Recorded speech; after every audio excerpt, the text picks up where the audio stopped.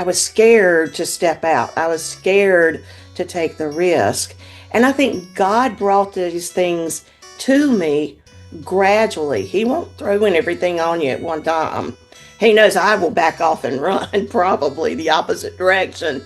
But instead, he brought it in. We want to conquer imposter syndrome because imposter syndrome is what will hold us back and keep us stuck. And the first thing we do is we got to shut down the fake news of the inner critic with God's truth. That is the one thing, because the inner critic is the thing that's going to lead our mindset. And our mindset is the one thing that shifts what we believe in our heart. Hey there, writer, what's going on? Now, before we get into today's episode, I have a question for you. How long have you been sitting on your book idea? If you're tired of thinking about it and ready to actually make progress, join me the last Sunday of every month for my live writing masterclass. Now, this isn't just another class. It's an interactive space where you finally gain some clarity on your book and help you break through some mindsets that are blocking you and get the roadmap to actually start writing. And as a bonus, when you register, you'll get a free 20-minute coaching session with me. Spots are limited. Don't wait. Click the link in the show notes or scan the QR code to sign up. Let's get your book out of your head and onto the page. I'll see you then. Welcome back to another lovely episode of 30 Minutes of Power, TOP, your one-stop shop for all things encouraging, entertaining, and motivating. It's your host, Jori O'Neale, and I am here with the fabulous Anne Wooten. So excited to have you on the show, Annie. We're going to jump straight in here, and I'm not even going to give anything to the audience that will take away from this amazing conversation that we're about to have. We're just going to go straight in. Annie has spent the last 50 years as an accountant and has shifted from that to now Christian coaching. So I want to know, first question off the top of my mind, what inspired you to leap from finance to faith-based coaching? Wow, that is a question, and it's a loaded one because it took years to realize it. Sometimes God unveils the gifts that he wants us to, when we're more capable, or not capable, I should say, but when we're more apt in that timing, and he'll show us something. I had took up writing about a year prior to when I stepped away from accounting, and about this time in 2023, I began to love creative writing when I had no passion for it. I had a passion for numbers, being behind the scenes. But when I was being behind the scenes, I also was attributing that to, in a way, not hiding it behind my faith a little bit. In other words, I was scared to step out. I was scared to take the risk. And I think God brought these things to me gradually. He won't throw in everything on you at one time. He knows I will back off and run, probably the opposite direction.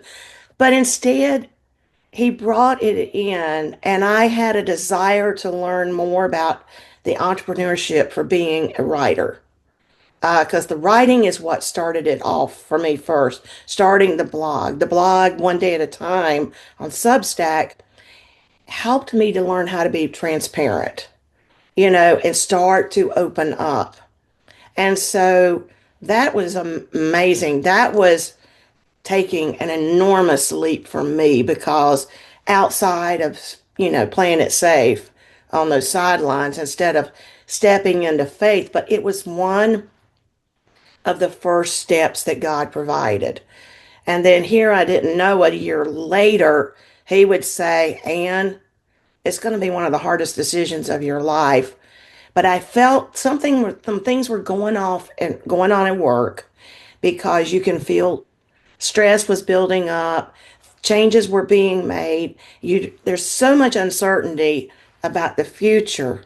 And I had the company I worked for, it was a great company. I worked with a great team, but I could just feel things shifting in a way that would take me from my love of writing, that would require me to either not have a job or either work so much that it would take me away from writing. So when you feel stress building up like that, And it gets to a point where you can no longer, you have to acknowledge it because if it doesn't, it'll drive you crazy. And it also gives you so much fear and doubt. But what God was asking me to do, He said, Anne, you need to trust me in your daily provisions. That's what He was trying to tell me then. Trust me, I've got you. And that was another level of my faith that I needed to surrender. My control over the finances and to be able to keep a roof over my head and everything. And that's what so many people in this day and age, the world says success is having all these things, but God says it's not about success. It's really if you are truly, truly have asked Jesus in your heart, He's asking you to surrender everything and trust Him. What you have is what we own here on earth. We don't own it. God created us. He has provided. Everything we have is His. And that's what true surrender is. It was another act. He was asking me to surrender. And so when I did, it was a hard decision. I actually did it on my birthday at about, and I'm still a numbers gal at heart, but at 6:45 a.m. in that morning, I felt the tears were coming, but it was a point. It was either I'm going to stay stuck or I'm going to move forward and trust Him. When I said yes and truly surrendered with tears pouring down, I could feel all of a sudden whoosh, that inner peace just rush in. And that inner peace, what I understand more now, is when you are becoming more reconciled with God and you are depending on Him. Yes, it's a peace that surpasses our understanding, and it's more than just feeling that tranquil, like everything is going good. It is you're being reconciled even closer. And God has been faithful. I still have a roof over my head and everything. But I also did not know what I was going to be doing because I had no idea about coaching then. And so it was like, what next, God? What next? I So, love that. So I have so many questions now just from that. So many things are coming to mind. I think one of the first things I want to ask about is what were the specific, I guess, signs. I'm asking this because I feel there may be people listening to this right now who may feel themselves stuck, right, in that same space, where they have this almost crossroads where they can either stay in safety, they can stay in complacency, they can stay in this false security, right, or they can take this leap. They can take God at His word and actually believe that He will do what He says He will do and catch them once they jump. right. What was the thing for you or the warning signs for you that were kind of like, hey, we can't stay here anymore. Like it's time. I know you shared that the move at your job was going to take you away from writing, but for folks who like maybe it's not writing for them, maybe Right, it is right. speaking, right? Maybe it's serving, maybe it's evangelism, and Yeah, whatever they're doing is impeding on their ability to fully give that yeah. thing over to God. What are some warning signs you can speak to? Well, I can even speak on previous times, because there's been different things even before that. I had a time in 2019, I can share this about myself. I had begun, it was in late 2019 when I started recognizing that something needed to happen. So it was a steady process from 2019 to 2 years ago for me. But what happened for me then was I knew that I was failing physically and emotionally because I had stopped going to church. I had stopped reading the Bible.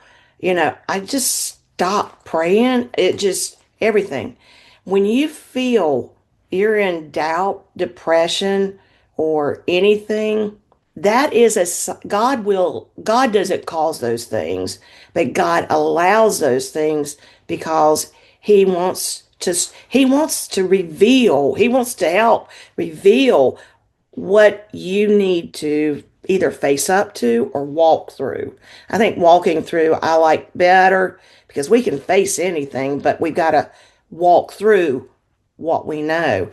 Um, some of the warning signs for me was physical health. It could be anything. I was pre-diabetic at then, and I knew if I kept the lazy way of the way I was living or being a couch potato, and I also got to the point in the depression, I don't think I would have ever taken it, followed through, but being single, living by myself, my four walls became my best friends, so to speak, because they didn't talk back.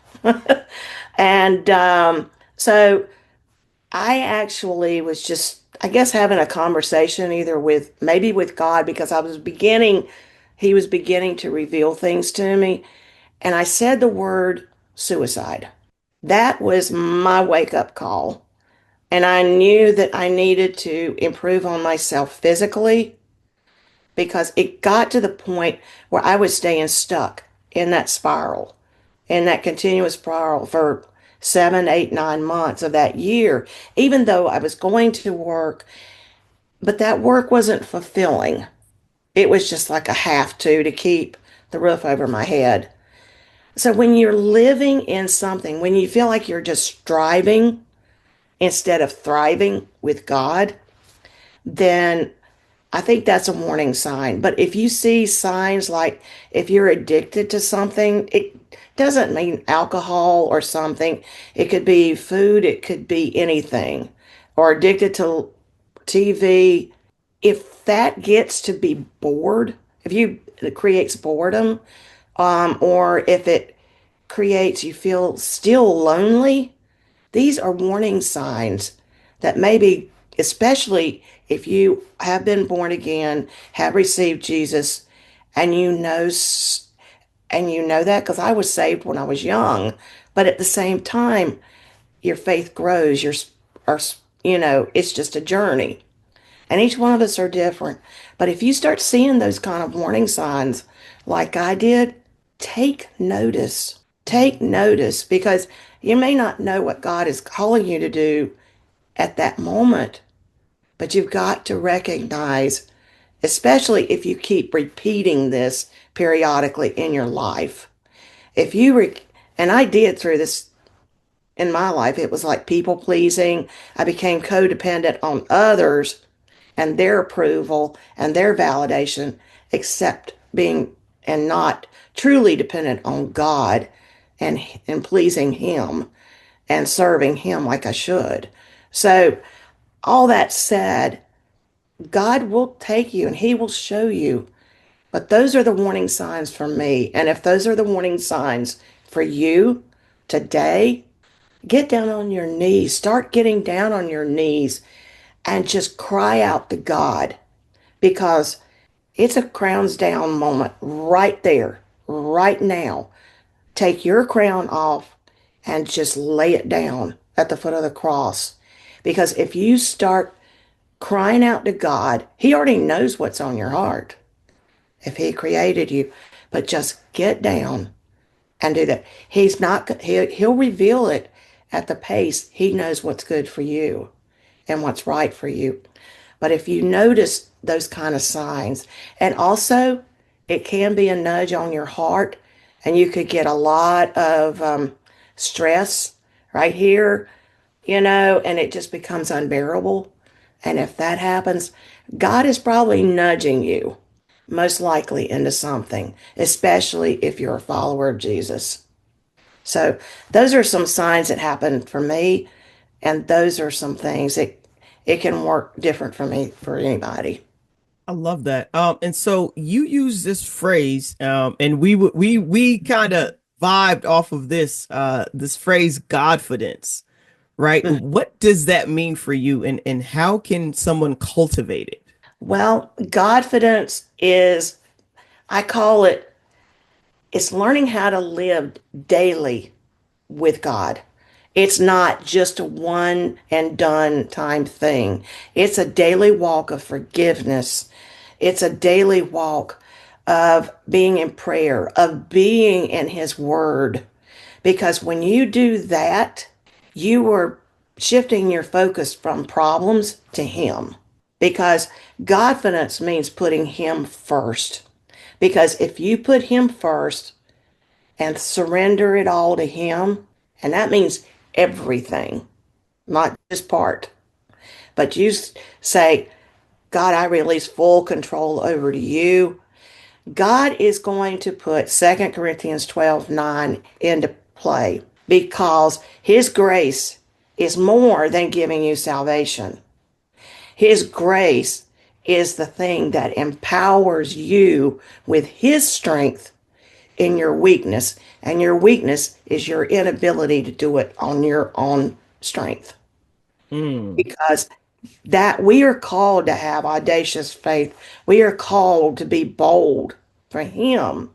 And that is not to boast for ourselves, but to give Him the glory, to give Him the praise, and to be humbly used as His vessel. Wow. I've been doing a little perusing around your site. Can you tell me what is the Faith Lift Challenge? Oh, this is something I'm excited about that I could not believe God would have me write, grab something like this to put together. But what it is like we want to conquer imposter syndrome because imposter syndrome is what will hold us back and keep us stuck.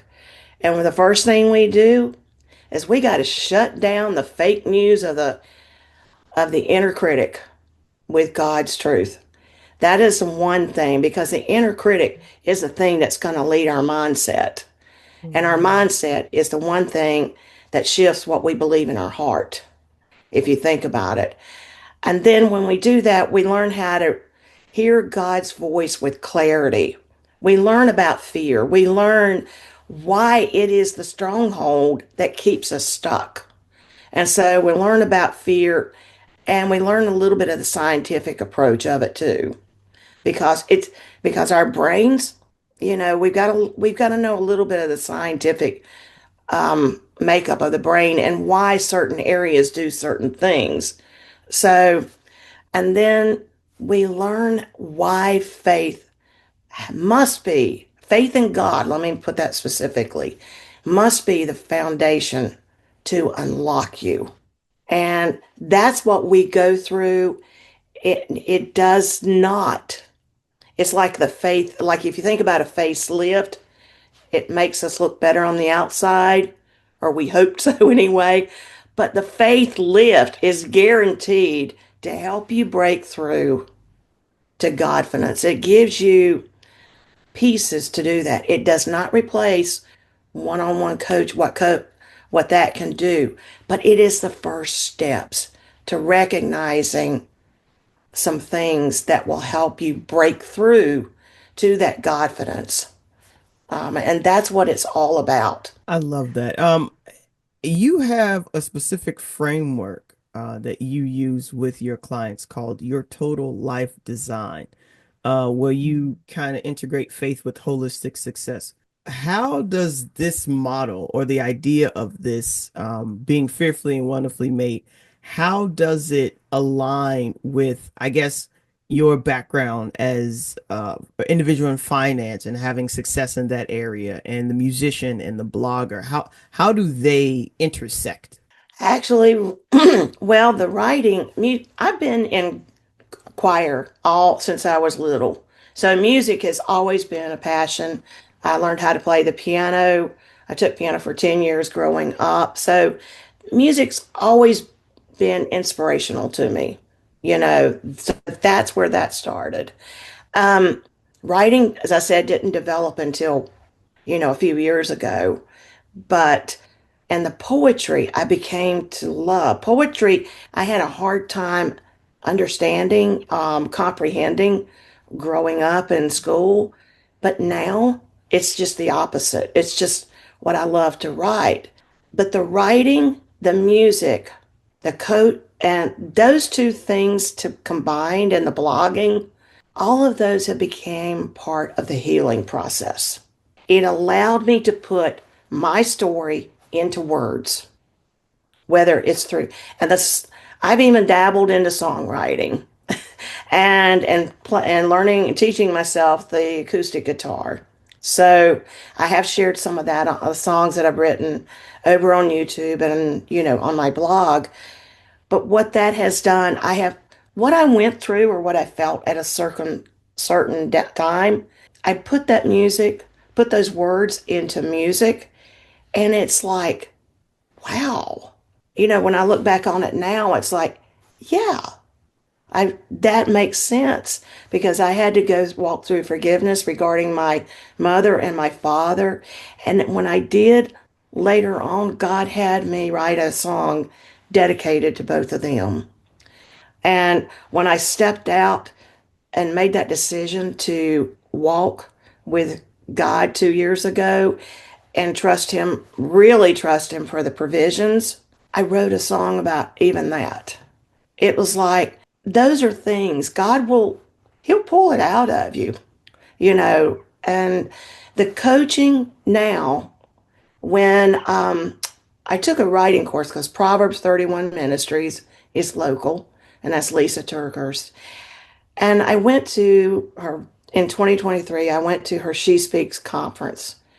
And there I met someone spoke, Mary Morantz, and she offered a beta writing course in about September of that year. And I thought, well, what would it be like for a writing entrepreneur? What would it be, Um, so I took it. That's where our first time I heard about a lot of writers were also coaches. At the very moment that I watched that video and that course, all of a sudden, then here's my cousin. She gave me my coach's Francine Ivy with Consumed Coaching's name through Facebook Messenger. She had no idea.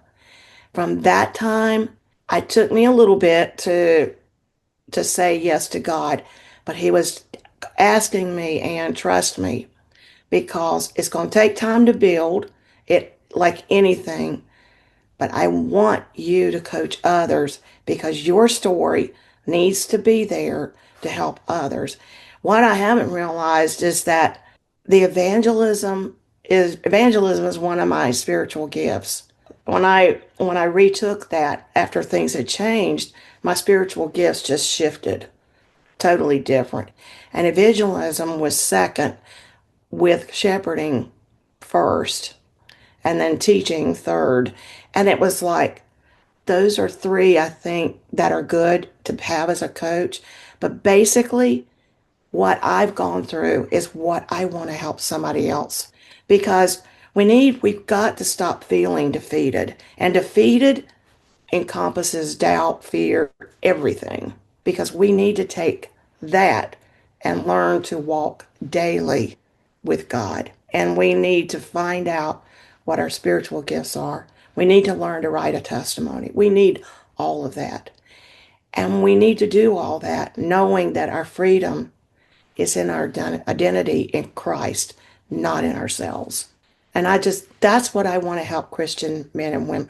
Whatever is holding you back, whatever those triggers are, if you're, especially in transition, that transition that I made 2 years ago, making the choice to leave accounting, that was not easy.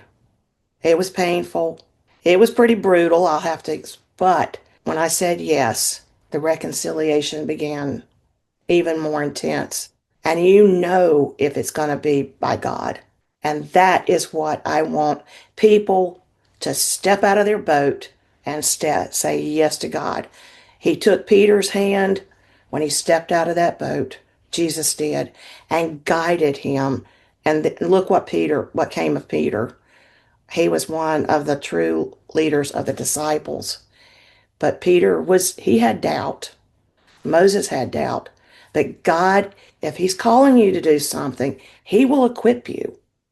He'll take the unqualified, like all of us are, and He will equip you to what you're supposed to be doing. The question is, do you want to trust Him? Speaking of taking that first step, I love that because we're gonna land this plane now. And so, talking about Peter stepping out of the boat, what is one step a listener can take to align their life with God's design this week? The first step is really if you see something and you know something maybe God's calling you to do, the first step is always seek God first. That's the first step. The second step I always say is surrender and ask God to reveal what it is that you're having problems surrendering. And then if there's something to be forgiven, ask God to forgive. Just say, God, I'm sorry. Please forgive me. Because Jesus says, did all that for us. We are not guilty. We are fully redeemed. The thing is, are you willing to trust him for that? And if you do not know Jesus in your heart, that is number one, ultimately. And if you do not seek someone or, seek me, someone who knows that, seek a friend.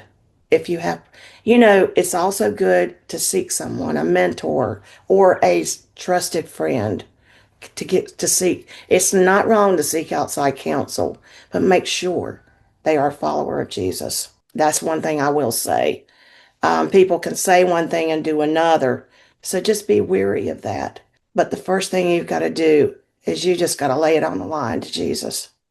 And that means full surrender of who you are and absolutely everything you have. Amazing, amazing. And where can people connect with you at? Well, they can connect with me on LinkedIn, Facebook, Instagram, or go to my website. It's the best thing because you can schedule a free, strategy call there. It's at www.ann, A-N-N with an E, Wooten, WOOTEN.com. That has everything there.